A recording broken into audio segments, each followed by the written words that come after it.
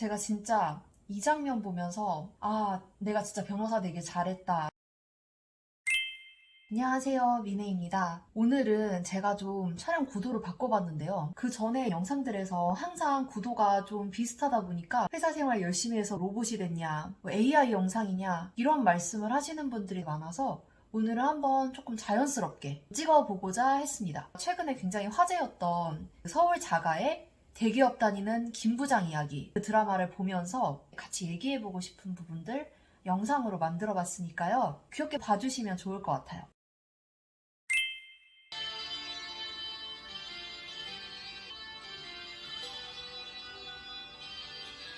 여기 되게 건물이 이렇게 두 개가 나오는데, 제가 현대차 다녔을 때 양재 본사에 현대기아 이렇게 쌍둥이 건물이 있었거든요. 되게 약간 그때 생각이 좀 나네요. 물론 그 건물은 지금 여기 나오는 빌딩보다는 조금 구축 느낌이긴 한데, 그리고 제가 동관 21층에서 근무를 했었거든요. 쌍둥이 빌딩 중에 그 현대차 그 로고 붙어 있는 데가 동관이에요. 그 동관으로 들어가서 이제 엘리베이터를 탔었는데, 지금 김 부장은 에스컬레이터 타고 이제 올라가는데요. 현대차에 1층에 에스컬레이터가 있어요. 그걸 타고 올라가면 2층인데, 그 2층에 있는 부서는 홍보실이라고 기자분들하고 소통하는 그런 부서가 있었거든요. 그래서 아침에 엘리베이터 전쟁일 때가 있어요. 내가 홍보실이었으면 그냥 에스컬레이터 타고 바로 올라가면 됐을 텐데, 이런 생각했었던 적이 있어요. 혹시 3분 죄송합니다. 그러니까 이게 같은 팀에 김 부장님 팀에 과장 사원 대리 뭐 이렇게 있는데, 그 사람들이 출근 전에 마침 마주쳐가지고 커피를 사가지고 올라왔나 봐요. 근데 출근 시간이 9시까지인데 지금 9시 3분에 들어온 거예요. 제가 지난번 영상에서도 얘기했었지만 중요한 건 출근 시간이라고 말씀을 드렸잖아요. 퇴근 시간은 지켜지지 않는데 그래도 출근 시간은 지켜진다. 지켜진다는 게 그 시간까지 가면 된다 이 말이 아니라 어쨌건 빠른 시간보다 늦은 출근 시간이 낫다 뭐 이런 건데요. 저도 변호사 돼서 되게 좋은 점 중에 하나가, 변호사는 뭐 출퇴근 시간이 직장인들처럼 엄청 엄격하게 지켜지진 않아요. 그리고 보통 자기 방이 따로 있다 보니까 정확하게 저 변호사가 몇 시에 출근을 했고 몇 시에 퇴근을 했고 이런 거를 상사라든지 뭐 팀장님이라든지 뭐 이런 분이 그렇게 계속 주시하고 있다거나 그런 걸로 그 사람에 대해서 굉장히 중요한 평가를 하진 않는 것 같거든요. 본인한테 맡겨진 업무를 자기가 알아서 뭐 밤샘을 하든 야근을 하든 주말 출근을 하든 해서 그냥 잘 끝내고 잘 해결하면 되는 거지, 몇 시에 출근해서 몇 시에 퇴근하고 하는 게 그렇게 중요하진 않은 것 같은데, 지금 여기 김 부장에서도 나왔듯이 대기업 같은 경우는 딱 정해져 있는 출퇴근 시간에 좀 매여 있다 보니까 일단 그거 지키는 거는 뭐 당연히 기본 중에 기본인 거고, 거기서도 뭐 9시면 아무리 못해도 10분 전? 그러니까 이거는 그냥 일반적인 부서들 다 공통적인 상황인 것 같고요. 또 제가 있던 곳은 또 유별나게 조금 빡셌던 곳이다 보니까 뭐 10분 전이 뭡니까? 8시 출근이었는데 7시에 도착해도 그거 늦은 거였다니까요. 본부장들끼리 골프 모임 하기로 했거든. 토요일 영업사무사 골프 모임. 대충 그날 이슈가 뭐냐면 정부 긴축 재정 기조가 좀 길어질 것 같잖아. 이거 보고 진짜 웃겼던 게, 제가 신입사원 때 아빠한테 여쭤봤어요. 일을 잘하려면 어떻게 해야 되냐. 근데 아빠가 뭐 여러 가지 말씀을 해주셨는데 그 중에 한 가지가 상사가 말을 하면 적어라 이거였거든요. 중요한 것들을 좀 노트를 적어서 꼼꼼하게 까먹지 않고 하는 게 중요하다 뭐 이런 말씀을 해주셨던 것 같아요. 그래서 저렇게 진짜 뭐 말씀하시면 열심히 적었거든요. 근데 보니까 김 부장도 저렇게 상무님 앞에 가면 적고 있네요. 애들은 어떻게 나랑 출근을 같이 하냐?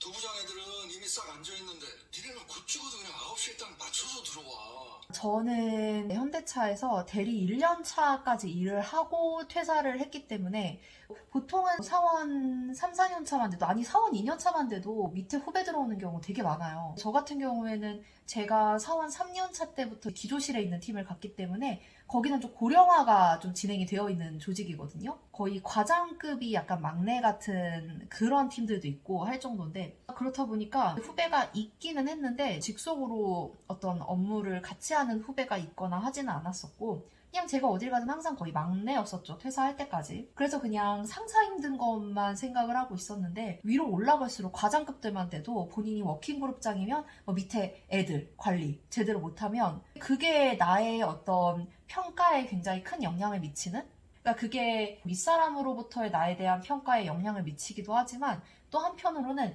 아래에서 위를 평가하는 것도 있거든요. 그래서 이게 점점 위로 올라갈수록 일을 잘한다든지 이런 거를 넘어서서 사람 관리하는 능력 이런 것도 되게 스트레스를 많이 주는 것 같아요. 야야야 띄우고 아니 줄 바꾸고 살펴. 야너 이거 폰트 뭐냐? 이 빨간색 뭐냐 이거? 그냥 빨간색인데.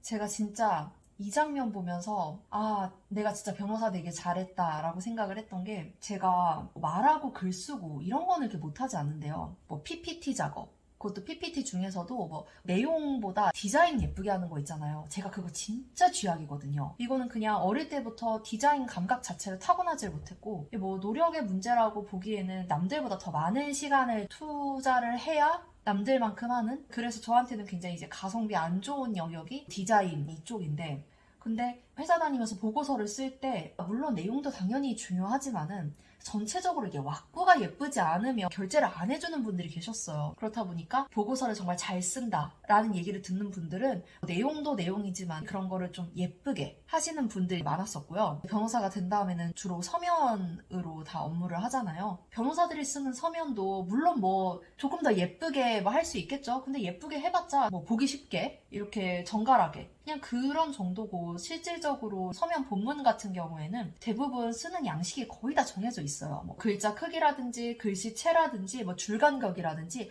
이런 게 대부분이 다 통일이 되어 있다 보니까 왁구를 예쁘게 만들어야 돼서 계속 수정을 한다거나 이런 부분이 없는 게 저는 진짜 좋은 것 같아요. 이게 바로 일명 낙수 효과주.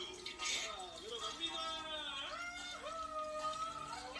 자 이거 라스트.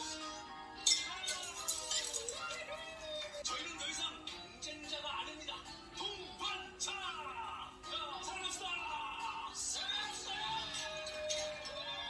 아, 이거 보니까 진짜 약간 옛날 생각 많이 나는데요. 마지막에 건배사 할 때 사랑합시다 이랬는데 제가 남초회사에서 계속 근무를 했다 보니까 어떤 회식 같은 자리에 가면 뭐 대규모 회식을 간다고 하더라도 건배사 하나는 무조건 생각하고 갔어요. 내가 처음이든 중간이든 끝이든 언젠가는 건배사를 한 번 내가 할 수 있다.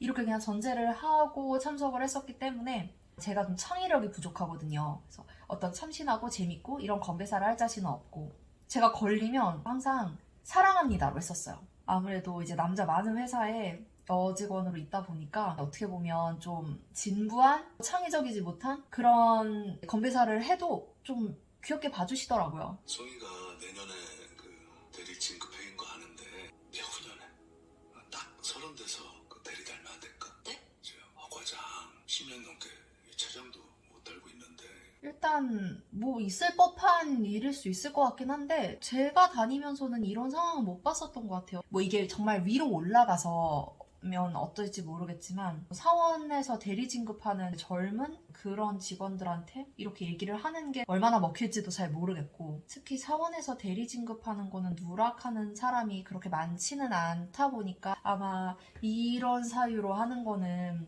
요즘 시대에서는 좀 용납이 안 되지 않을까. 예전에 내가 되고 싶지 않았던 그런 선배들이 있거든. 혹시라도 여러분들이 그 선배들처럼 나를 꼰대로 생각하는 약간 되게 생각이 많아지는데요. 정말 나는 아직 마음은 20대 머물러 있는 것 같은데 막 벌써 나이가 이렇게 많이 들었다 막 이런 말씀 하시는 분들 많잖아요. 전 진짜 아직 초등학생 때 했던 생각들, 중학생 때 했던 생각들 아직도 너무 생생하거든요. 아직도 그때의 저인 것 같은데 저도 사실은 가끔 요즘 젊은 친구들 보면 되게 꼰대 같다는 거를 많이 느껴요. 뭐 실제로 제가 퇴사를 5년 다니고 퇴사를 했지만 저에 대해서도 뭐 굉장히 나약하다, 조금 더 버텼어야지 이렇게 댓글 다시는 분들이 굉장히 많은데 사실 저는 뭐 못 버텨서 퇴사를 한 건 아니었고 영상을 끝까지 잘 보신 분들은 아시겠지만 저 같은 경우는 그냥 힘들기만 했으면 버텼을 거예요. 제가 저한테 댓글 달아주신 분한테도 한번 대댓글로 달아드렸던 게 그냥 힘들기만 했으면 전 당연히 현대차 계속 다녔었을 거고요.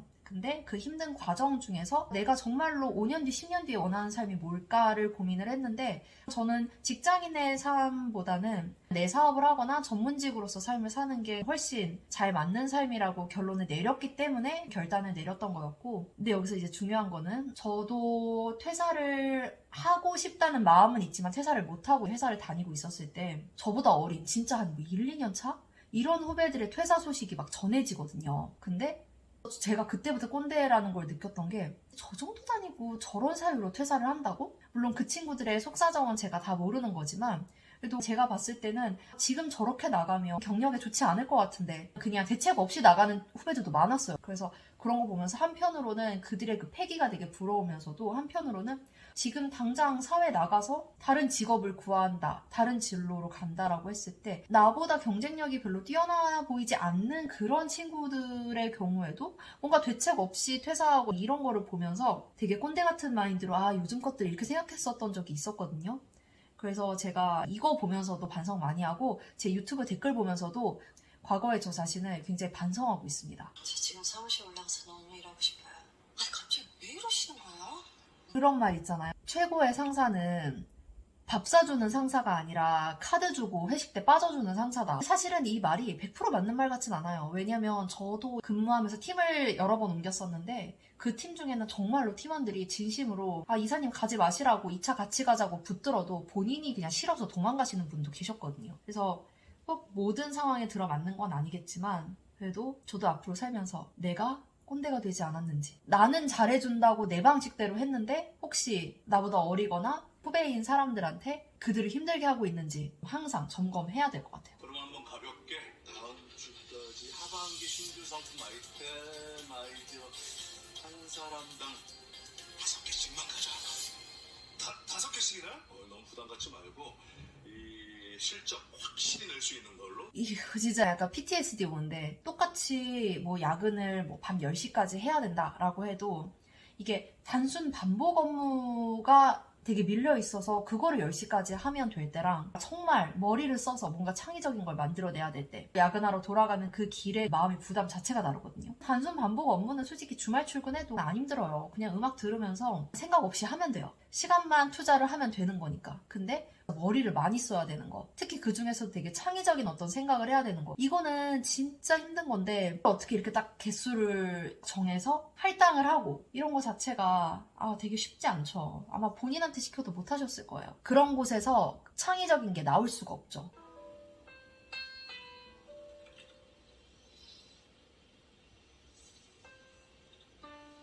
김 부장님이 밤에 회사 돌아와서 온 김에 좀 보고서 보고 하는 장면인데 변호사들은 보통 자기 방이 각자 있지만 직장인들은 방을 가지려면 임원이 돼야 되잖아요. 보통은 팀장님만 저 안쪽에 계시고 그러니까 파티션 쳐진 곳에 계시고 나머지는 직급 순서대로 이렇게 쭈르르륵 앉아있는 경우가 되게 많은데 그렇다 보니까 아무리 옆에 칸막이로 가려져 있어도 누구나 다 지나가면서 내가 일하는 걸 볼 수 있고 그런 구조다 보니 밤이든 주말이든 아무도 사람이 없을 때 가서 이렇게 일하는 게 되게 또 마음이 편하고 또 그런 것도 있었던 것 같아요. 좀 천천히 해도 되고 잠깐 딴짓하다 해도 되고 머리 좀 식혔다 해도 되고. 선배님 여기서 주무신 거예요? 존경스럽습니다. 그래서 대응책은 좀 찾으셨어요? 아니 다행히 저희 팀은 해당 사항이 없는데 1팀은 좀 적극적으로 기관 인터넷 영업을 했던 걸로 알고 있어서요. 뭔 말이야? 새벽에 그 영상 보고 회사에 오신 거 아니에요? 지금 이거 보니까 갑자기 생각나는 게 제가 몇 년 차였더라? 3년 차였나? 4년 차였나? 아무튼 그때쯤에 제가 일하고 있던 팀이 그 당시에 미국하고 같이 일을 하는 게 있었어요. 근데 미국 호텔에서 어떤 결제건이 있었는데 아무튼 이게 좀 문제가 생겼어요. 새벽 한 3시였나? 미국에 계신 주재원분한테서 카톡 받고 뭐 제가 사실은 출근해서 할 수 있는 일은 없었던 것 같거든요. 근데 그 기분으로 누워서 잠을 잘 수가 없는 거예요.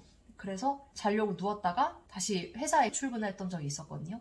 여기서 진짜 대박은 제가 한 4시 반 정도에 도착을 했던 것 같은데 제가 1번이 아니라 3번이었다는 거. 그 당시 이제 팀장님이랑 워킹그룹장님이 이미 출근해서 대화를 나누고 계시더라고요. 아무튼 이건 뭐 변론으로 하고 그때 제가 새벽에 택시를 급하게 불러서 타고 오는데 마침 다음날 그 저희 한창 삼성동에 이제 현대차 그룹 사옥을 짓는다고 무슨 입찰이 있던 날이었나? 그랬던 것 같아요. 저도 이게 하도 시간이 지나서 정확하게 기억이 안 나는데 아무튼 그걸로 언론이 좀 도배가 됐던 시즌이었어요.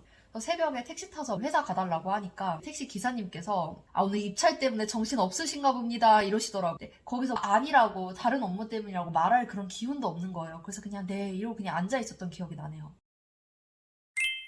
제가 항상 자리에 앉아서 AI처럼 얘기하다가 오늘 이제 처음으로 드라마 리뷰를 한번 해봤습니다. 좀 시간이 흐르기는 했지만 회사를 다녔을 때 그때 그 기분이 새록새록 떠오르게 만들어주는 것 같아요. 원래 제가 지금 예상대로라면 더 많이 봤어야 되는데 생각보다 코멘트할 게 너무 많은 거예요. 사족이 길어지고 이러다 보니까 지금 너무 피곤해서 일단 오늘 여기까지 하고 나머지는 또 촬영해서 올리도록 하겠습니다. 그럼 오늘 영상도 재밌으셨다면 구독과 좋아요 부탁드리고요. 전 다음 영상으로 또 찾아올게요.